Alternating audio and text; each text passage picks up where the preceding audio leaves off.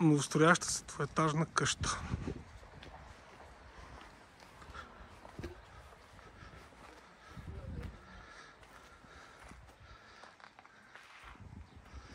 Паркомясто 1.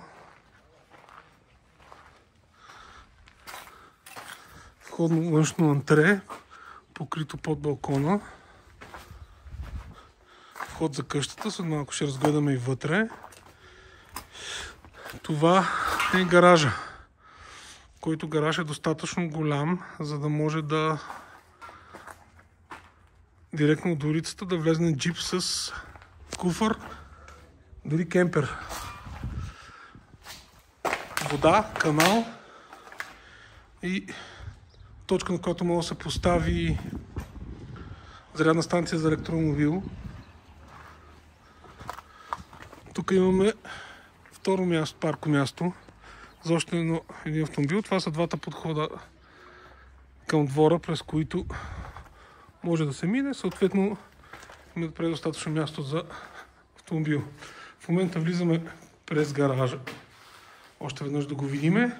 Това е стълбищната клетка за втори етаж, която ще бъде отделена. И топлата връзка към първия етаж. Т.е. директно от гаража, слизайки, може да разтоварвате вътре. Тази покрита зона на входа е много важна, защото има място и за гардеробче и когато вали, да може да се работи спокойно. При влизане в коридора, първо отдясно ни посреща склад номер 1, който склад може да бъде използван за различни предназначения. Втори склад, като един от двата може да бъде примерно за обувки, за ски оборудване, втори да бъде втория да бъде като килерче. Така, а срещу склад номер 2 реално е и входа от гаража, който видяхме преди малко. Влизаме малко навътре. От дясната страна е място, където ще бъде санитарния възел на партер. Отляво стълба за втория етаж. И сега влизаме на партера, където е разположено. В момента виждате зоната, където ще бъде дневната, с френски прозорци, които има директен достъп към градината. Място наистина е проширено. Има място за мека мебел. Това е входът, от който дойдохме. Кухненския кът.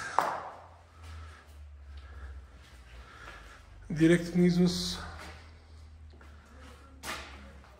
на покрит балкон от дневната и от кухнята. Както виждате, вече има поставен извод за комин. Това е барбекю зоната. Тук може да бъде разположена на тази тераса, може да бъде разположена маса. Съответно вече се намираме отзад в двора. Това ще бъде озеленената двор част. Тя продължава и около къщата. Както виждате, вече всичко е застроено. Има зелени площи, така че светлината, това, което гледаме в момента, е изток. Просто няма какво да я възпрепятства. Влизаме отново навътре.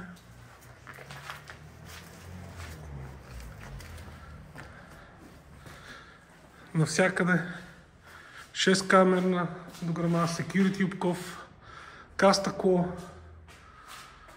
тухли Винербергер, много високо качество на изпълнението. Както се вижда, в момента се отправяме към втория етаж.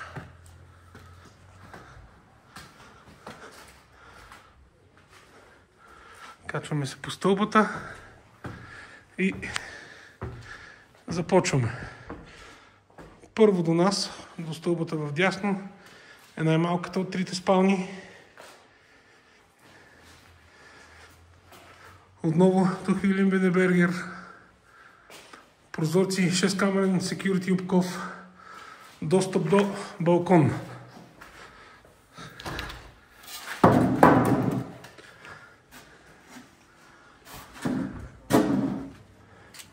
Това е балкона.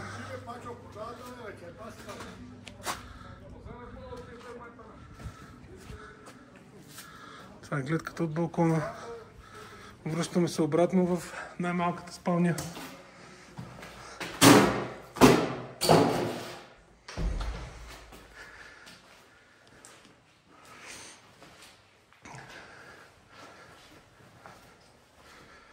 Минаваме втората зона. Тук ще бъдат разположени санитарните възели допълнително. Това е втората спалня, втората малка спалня, с достъп до същия балкон. Двете спални делят един балкон. Това ще бъде втората баня, където ще влиза. Много важно, всяка баня е със собствен прозорец, т.е. има отделна вентилация. В този ъгъл тук ще се намира втората голяма баня, която ще обслужва мастер бедрума, който представлява ето тази зона.